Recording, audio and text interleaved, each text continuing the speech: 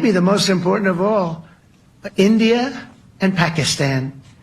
And that wasn't whether or not they may someday have nukes like we're talking about in the Middle East, like we're talking about with Israel and Iran. This is they have nuclear weapons. I ended that with a series of phone calls on trade. I said, look, if you're going to go fighting each other, it was getting very bad. You know how bad that last attack was. It was really bad.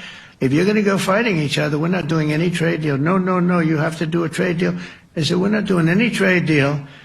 And in fact, I had the general, who was very impressive.